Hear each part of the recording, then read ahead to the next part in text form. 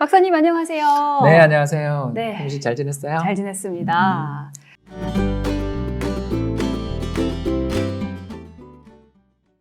지난 시간까지 증자에 대해서 알아봤잖아요. 이 증자가 생긴다는 거 안 좋은 신호로 또 받아들여야 되고.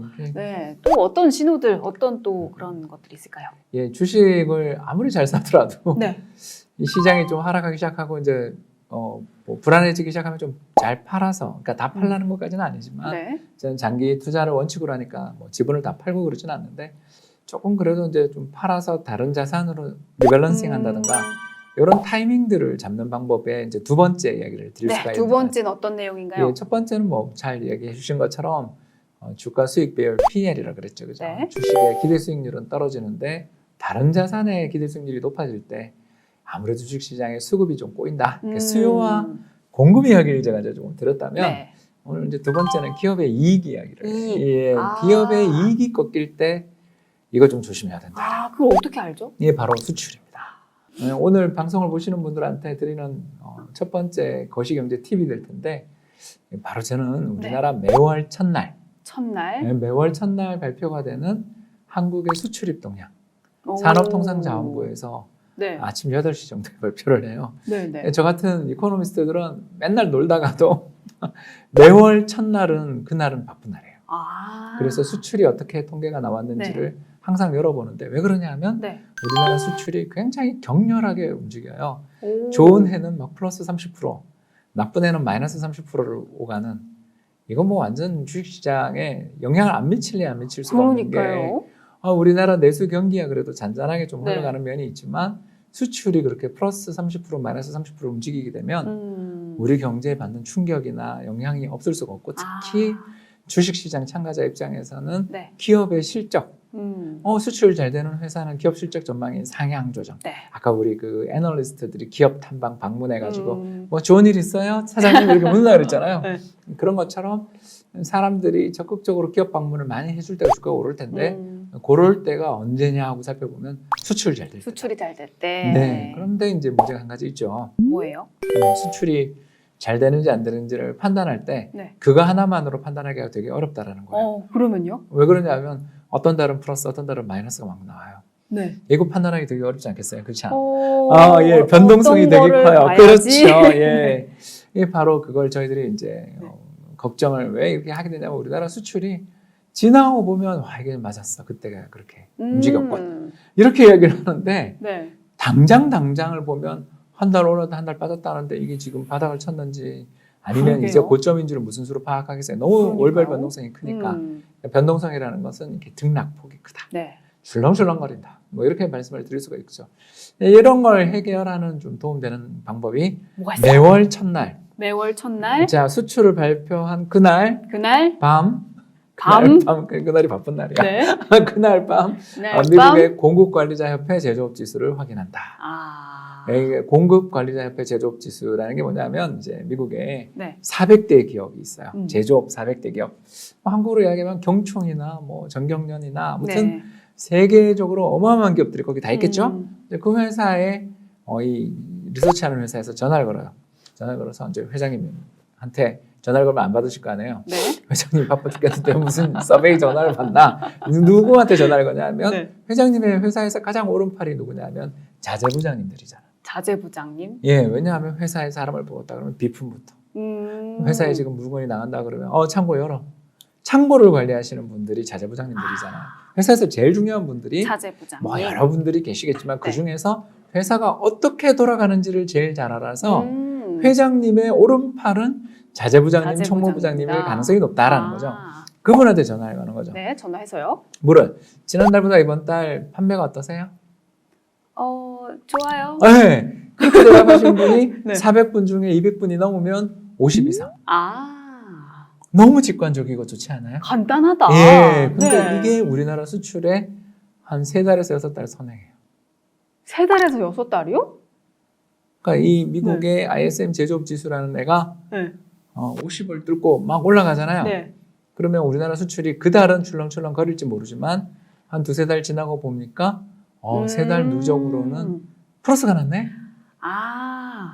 와, 이게 너무 무섭죠. 그러니까 한국 기업들이 그렇게 노력하고 힘을 써서 기술 개발하고 또 R&D를 하고 마케팅 노력을 활발하게 하지만 그 모든 노력들은 어떻게 보면 미국에 있는 제조업체들의 경기, 체감 경기가 좋아졌을 때 효과가 극대화되고 또 그쪽의 체감 경기가 나빴을 때 남만 노력을 기울여도 수출이 잘 안 되는 경우가 많다라는 이야기죠. 그러니까 우리나라 경기는 이렇게 미국을 따라가는 것 같은데 왜 그런 거예요, 대체? 예, 그걸 저희들이 이제 바로 공급 사슬망의 채찍 효과라고 부르는데 그냥 채찍 효과라는 말 그대로입니다.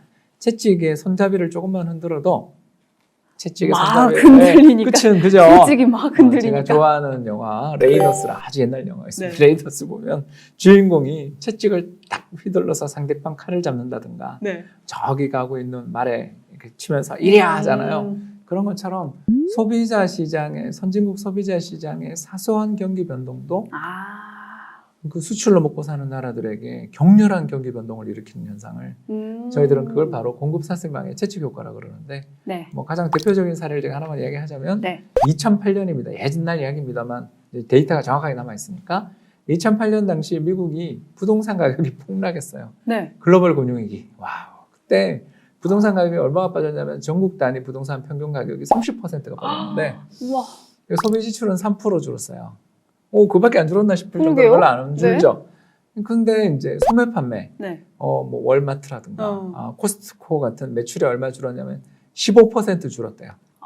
이게 그러니까 소비자들의 사소한 변동도 소매점 매출은 격렬하게 움직이죠. 그리고 그 미국의 소매 판매점들의 소비가 감소하니까 산업생산 아까 이야기했던 ISM 제조업 지수 했으면 400대 제조업체들의 매출액은 또 한 20% 움직이고 이게 한국에는 그 다음 달 정도에 한국 수출 마이너스 40%로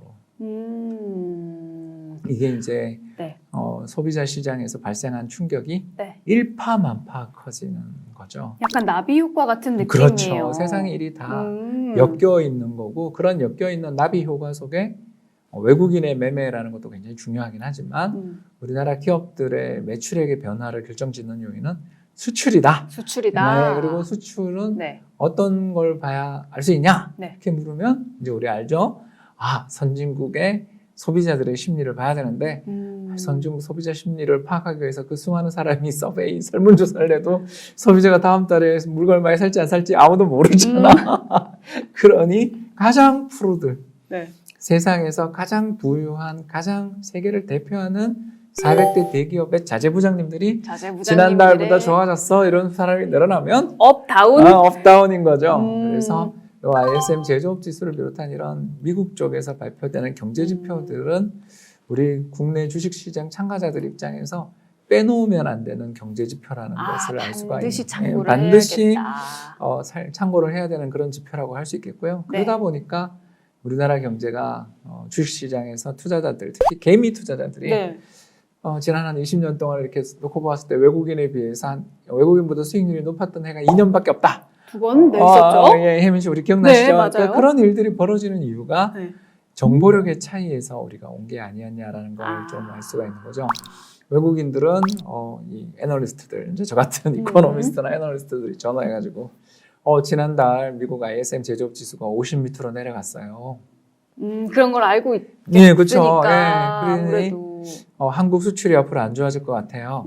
그런데 한국은 선진국 경기가 조금만 나빠져도 우리 한국의 수출은 급격히 나빠지니 미국 주식 말고 한국 주식을 파는 게 어떻겠습니까? 라고 이야기하는 이런 간신배 같은 이코노미스트가 옆에 붙어 있을 수 있다.